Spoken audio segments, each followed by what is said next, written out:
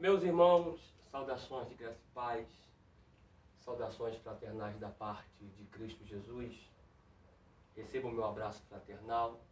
Estamos aqui para mais uma aula de submersão bíblica.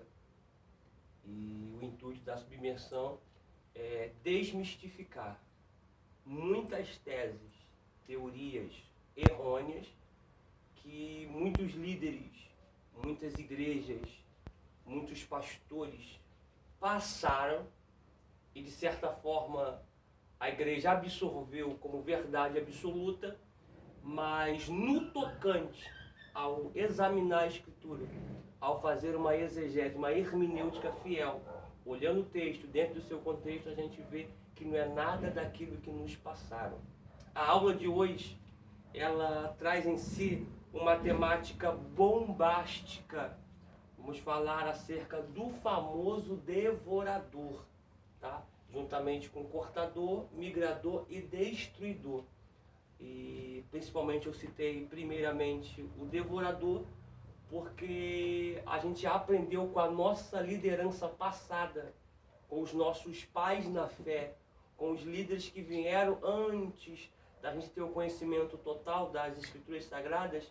A gente aprendeu a seguinte metódica, vida, que só existe uma coisa que pode repreender o devorador, que é o quê? O dízimo.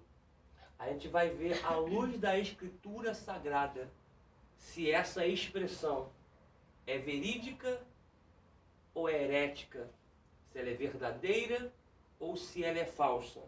Para isso, eu vou estar usando os meus blocos de notas, que será os dois dispositivos que eu tenho em mãos, tá ok? Inclusive esse aqui, que eu já até mandei a foto para você no grupo, tá? Para você ficar por dentro do que nós vamos estar tratando hoje, tá?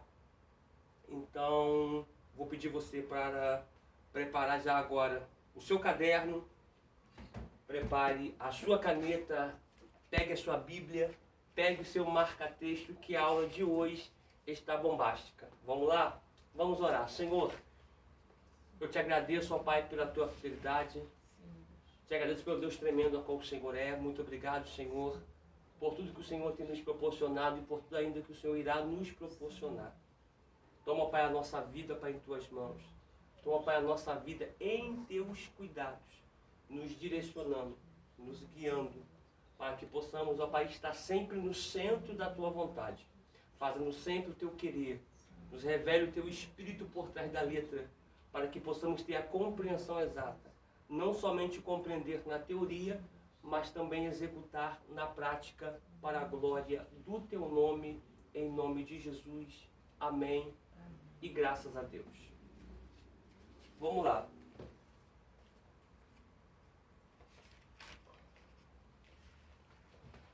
Nós vamos utilizar muito o quadro hoje, tá? E como qualquer poeira me faz mal, gente, me faz muito mal, eu vou estar escrevendo de máscara, tá bom? Mas eu vou estar falando sem a máscara, mas escrevendo por causa da poeira do giz, eu vou estar escrevendo com a máscara.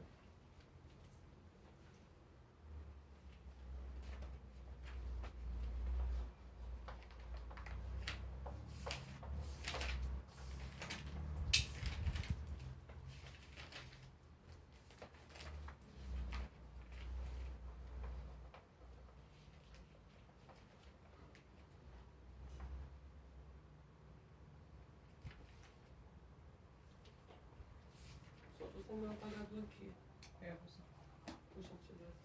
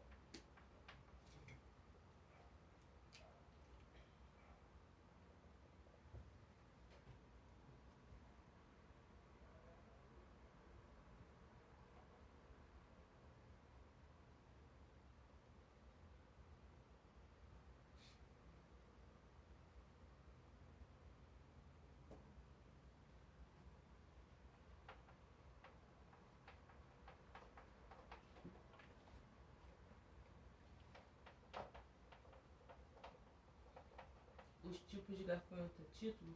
É.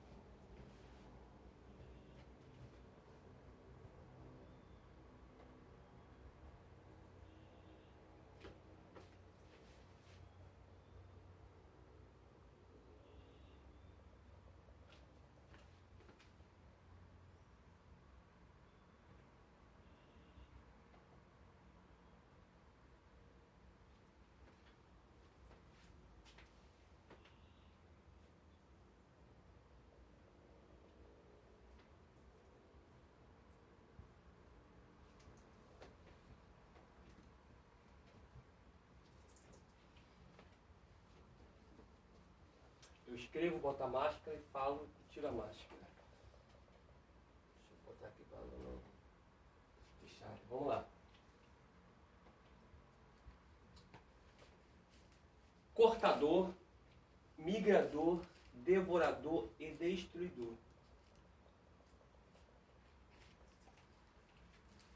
O título é Os tipos de gafanhotos.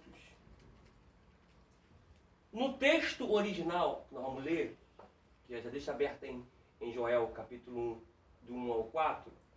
No texto original da Bíblia, é possível entender que o profeta Joel não está falando de tipos de gafanhotos, e sim de lagarta.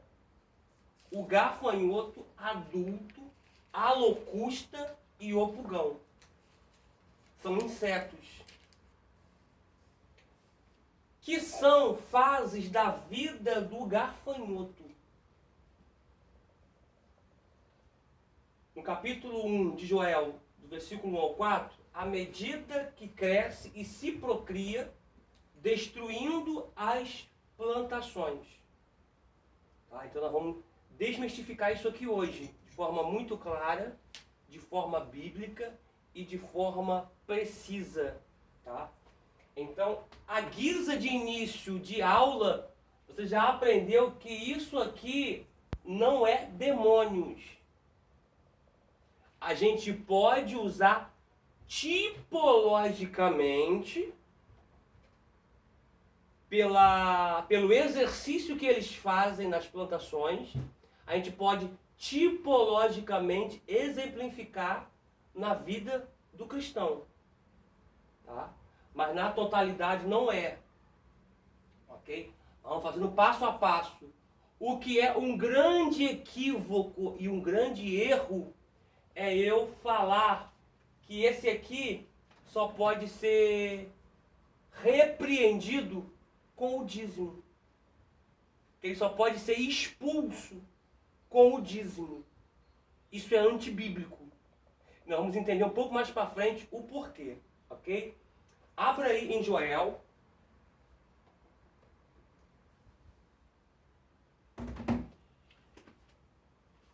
Profeta Joel. Profeta menor Joel. Capítulo 1.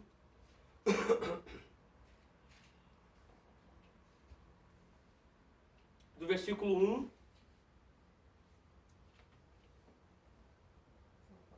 ao 4.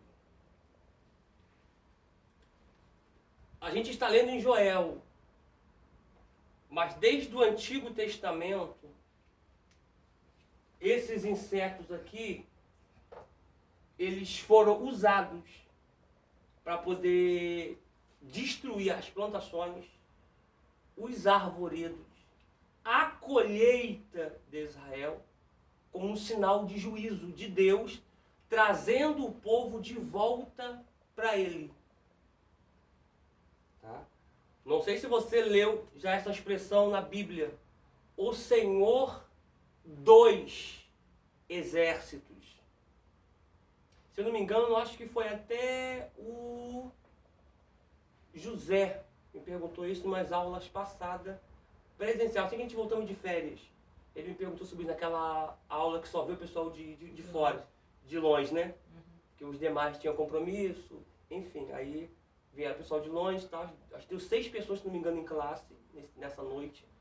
Por causa do pessoal estava com compromisso, visita e coisa e tal. E ele me perguntou assim, pastor, se eu não me engano foi ele. Se não foi ele, foi outro aluno, que a gente lida com vários alunos. Pastor, por que a Bíblia menciona Deus como o Senhor dos exércitos? Esse aqui é um do exército de Deus. Vamos ler isso biblicamente. Ele tem exército no céu, que são os anjos. Ele tem exércitos na terra, que são os seres humanos, a natureza. E ele tem exército até debaixo da terra, que quando Deus manda, o diabo obedece. Então vamos ver isso aqui mais para frente. Vamos começar por aqui, por Joel, que é o texto básico para a nossa interpretação. Diz assim: a palavra do Senhor que foi dirigida a Joel, filho de Petuel. Ouvi isto, vós anciãos, e escutai todos os moradores da terra. Aconteceu isso em vossos dias? Uma pergunta. Ou também nos dias de vossos pais? Fazei sobre isto uma narração a vossos filhos, a vossos filhos, e vossos filhos a seus filhos, e os filhos destes a outra geração. Deus queria que isso fosse estendido. E foi estendido, chegou até o nosso conhecimento hoje aqui. O que ficou da largata em hebraico é isso aqui, ó. Cortado, nós vamos mais para frente, vamos ler isso aqui. O que ficou da largata comeu o gafanhoto? O que ficou do gafanhoto comeu a locusta. E o que ficou da locusta comeu o pulgão.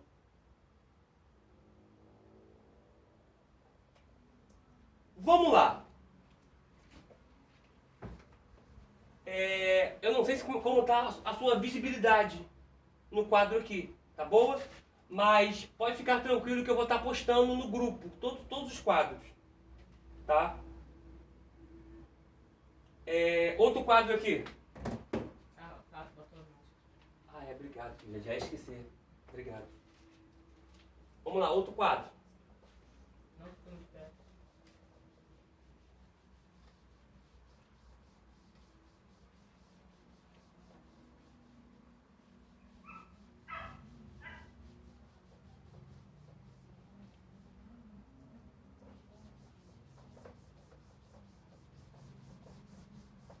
Vamos lá. Outro quadro. Ó.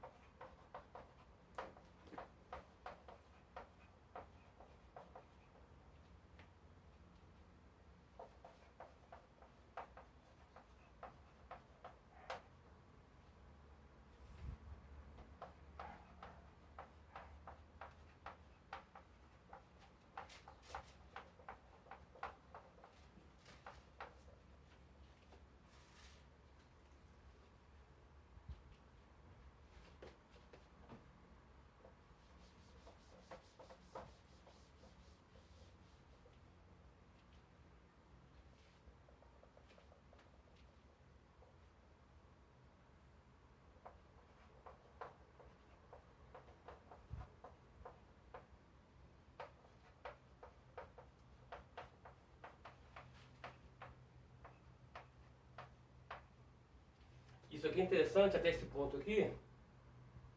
Isso aqui é interessante até esse ponto aqui. Não, eu vou escrever e depois eu explico.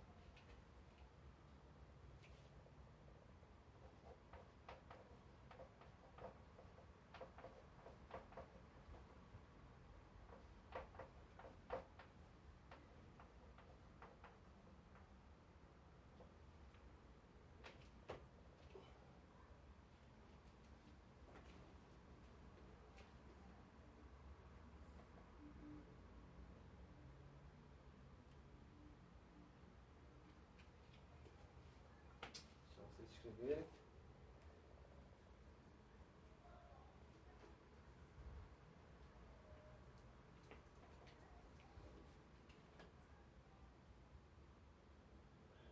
Escreveu? Vamos lá. O profeta Joel descreve de maneira clara, nós lemos capítulo 1, versículo 1 ao 4, sobre a ação dos gafanhotos na lavoura, o que era conhecido das pessoas da época. Dá para me ouvir perfeitamente? Que sobreviviam de suas plantações. Até aqui, esse primeiro ponto aqui, vou explicar o restante. O que acontece? Você sabe que o período veterotestamentário de Israel não tinha indústrias. Tá? Eles dependiam das suas plantações. Eles eram rurícolas, agricultores, viviam do plantio, viviam da colheita. Então, automaticamente, quando Deus disse ao povo, por intermédio de Moisés, se o povo se afastasse de Deus, Deus enviaria as pragas, que eu disse que são exército, que faz parte de um dos exércitos de Deus, para consumir o plantio, a fim de trazer Israel de volta para Deus. Seria como uma vara de conserto, que Deus estaria corrigindo os filhos que amam, para discipliná-los e trazerem eles de volta para Deus. Uma observação. Então, eles eram minuciosos no que tange ao dízimo, no que tange à primícia. Por quê? Porque eles sabiam que a entrega que eles davam a Deus, os alimentos do fruto da terra que eles davam para Deus, dependeriam futuristicamente a sua colheita e o seu plantio. Porque a chuva tinha que ser serôdia e chuva temporã. Ou seja, serôdia, uma grande chuva, mas na medida certa. E temporã, chuva no tempo certo. Porque o trigo tem um tempo que ele tem que absorver a chuva e o tempo que ele tem que absorver o calor. Não pode chover no tempo de calor e não pode dar sol no tempo de chuva. Então, a plantação dependia disso. Então, eles eram minuciosos no tocante a isso. Uma praga de gafanhotos era realmente temida pelos produtores, que dependiam da terra para o sustento de suas famílias e sabiam das consequências deixadas pelos gafanhotos, que as consequências deixadas pelos gafanhotos seriam desastrosas. O que acontece? Ele sabia que se eles falhassem na entrega para Deus, se eles roubassem a Deus, Deus fechava o céu. É o que está lá em Malaquias. Nós vamos ler já já. Deus fecharia o céu e não deixaria chover sobre a terra. Não chovendo sobre a terra, não tem lavoura. Não tem lavoura, não tem colheita. Não tem colheita, não tem alimento. Não tem alimento, vem a morte, vem a destruição. Tá? Vamos prosseguir mais um pouquinho.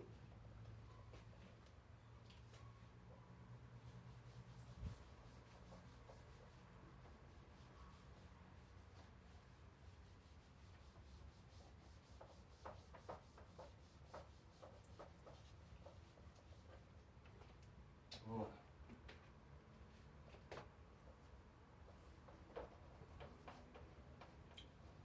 Título, tá?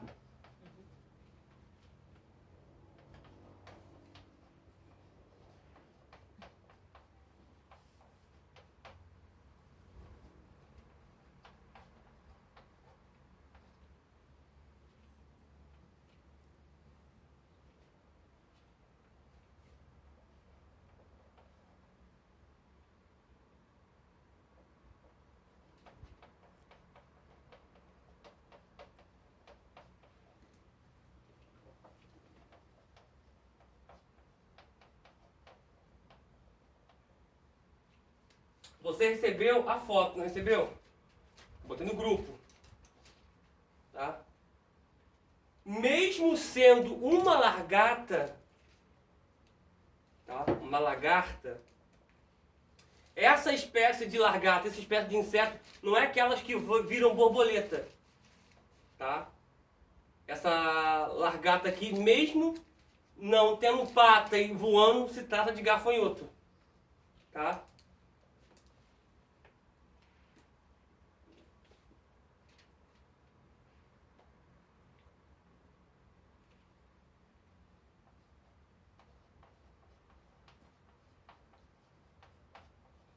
Vamos lá.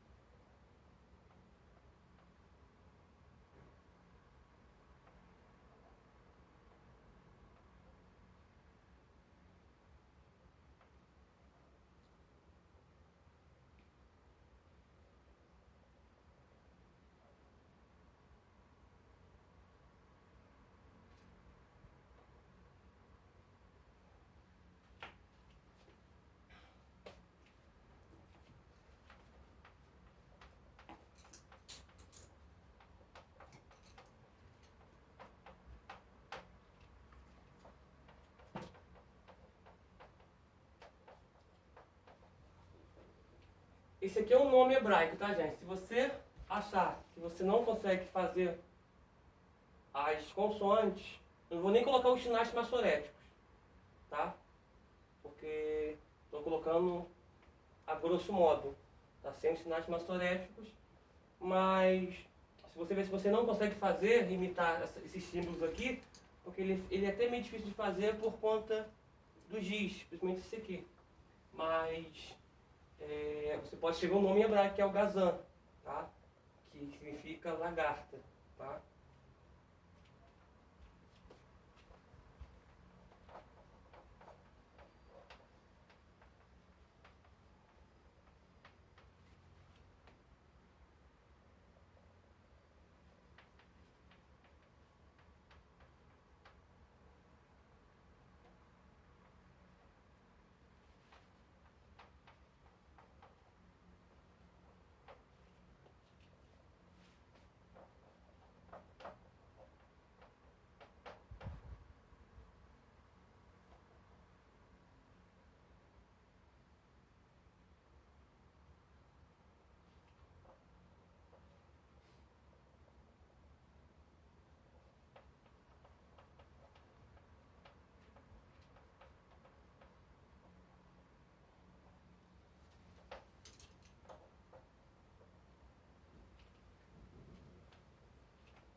Se você puder colocar de outra cor, se você for escrever, é bom que dá um contraste, um diferencial.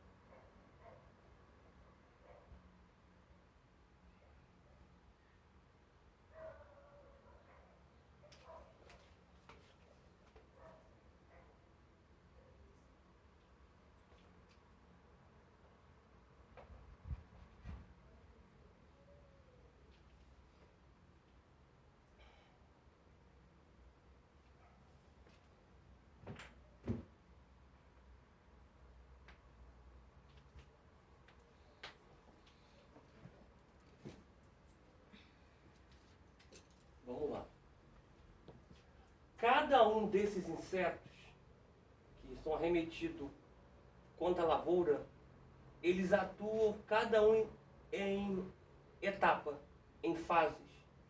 Tá? Cada um tem a sua função. Tá?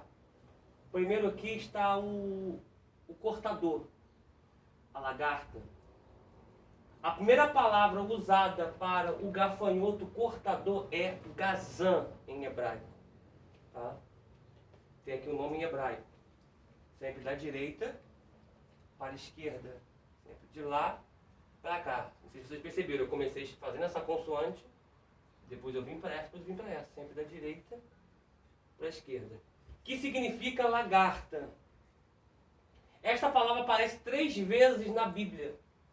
A lagarta também é chamada de roedora ou descascadora, por cortar as folhas da planta, das plantas.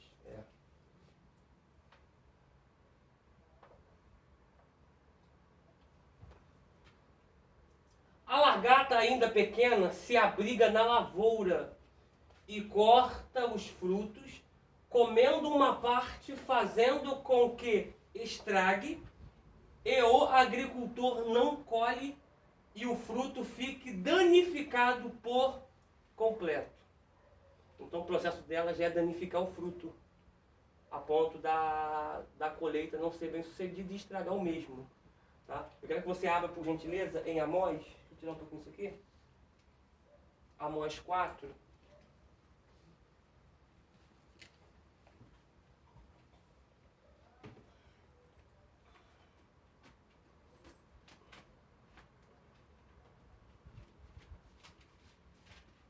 Amós 4, versículo 9.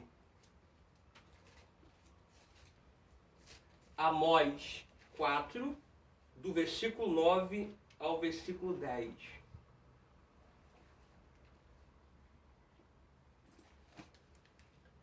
Está nos profetas menores, depois de Oséias. Vem Daniel, Oséias, Joel, Amós, está antes de Obadias.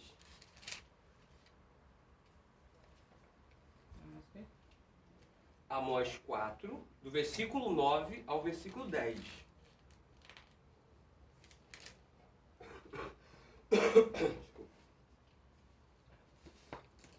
Acharam? Diz assim, ó. Feri-vos com queimadura e com ferrugem. Tá? Essa ferrugem aqui é a última parte do processo desses insetos aqui. O pulgão deixa aquela mancha, igual a ferrugem nas folhas. Já viu? Isso é o pulgão. Já viu aquelas folhas de couve, alface que tem aquelas manchas igual a ferrugem? É o pulgão. A multidão das vossas hortas e das vossas vinhas e das vossas figueiras e das vossas oliveiras foi comida pela locusta. Contudo, não se converteste a mim, disse o Senhor. Observou que isso aqui é Deus trazendo o povo de volta para Ele? Observou? Porque aconteça o que acontecer, Deus não te perde. E observa isso aqui, que não é só folha. Tá? Esses insetos aqui são danificadores, não só folha. Eles destroem folhas, destroem broto, destroem galhos, troncos e mata a árvore. Aqui está falando de horta e de árvore. Horta fala de vegetais, árvore fala de frutos. Está falando da horta, do que é plantado como horta, como coentro, cominho, essas coisas que eles plantavam, que é de horta, que são hortaliças. E está falando também de fruto, oliveira, figueira. Tá? A oliveira é uma árvore que dá, uma árvore frondosa que dá.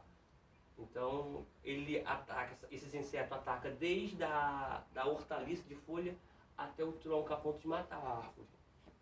Versículo 10. Enviei a peste contra vós. Então não foi o diabo que enviou. Tá? Isso aqui nós temos que tomar um cuidado também. Nem tudo que acontece na nossa vida é por consequência maligna. Ah, foi o diabo. Nem tudo. Tá? Então tem coisas que é Deus que envia. mas sempre com um propósito. Enviei a peste contra vós, a maneira do Egito. Isso que nós vamos falar já também, a maneira do Egito. Os vossos jovens matei a espada, os vossos cavalos deixei levar presos, e o fedor dos vossos exércitos fiz subir a vosso nariz, cheio de putrefação, cheio de carniça. Contudo, não converteste a mim, disse o Senhor. Porque Deus faz questão de citar o Egito. Abre em Êxodo 10. Êxodo 10.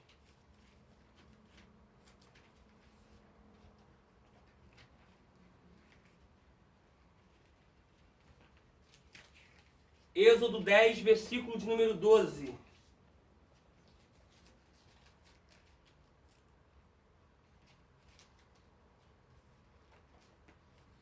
Diz assim, ó. Essa é a 8ª praga. Vamos lá, a primeira praga do Egito foi água e sangue. A segunda foi rã. A terceira, mosca. A quarta, piolho, ou vice-versa, piolho. A quinta, peste nos animais. A sexta, úlceras. Sétima, saraiva de fogo. Oitava, gafanhoto. Nona, trevas. 10ª, morte dos primogênitos. Tá? Na 8ª praga é a praga do gafanhoto. Foi Deus quem enviou. O diabo foi Deus? Foi Deus. Para trazer o povo para a terra da promessa. Então diz assim, ó. Então disse o Senhor a Moisés: estende a tua mão sobre a terra do Egito. Estende a tua mão, aliás, e disse o Senhor a Moisés: estende a tua mão sobre a terra do Egito, para que os gafanhotos venham sobre a terra do Egito e comam toda a erva da terra. Tudo que deixou a saraiva, tudo que a 7ª praga deixou de plantio, o gafanhoto vai consumir tudo. Tá? Você observou? Deus poderia mandar o gafanhoto sem usar Moisés. Mas Deus é um ser que age por reação. Moisés agiu, Deus reagiu. Ok? Você age em oração, Deus reage com milagre. Você age com jejum, Deus reage com o sobrenatural. Tá? Vamos para outro texto. 2 Crônicas 7.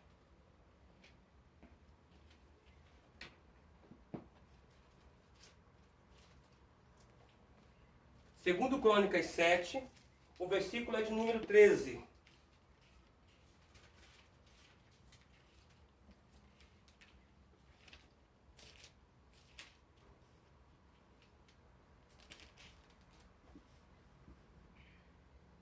Acharam?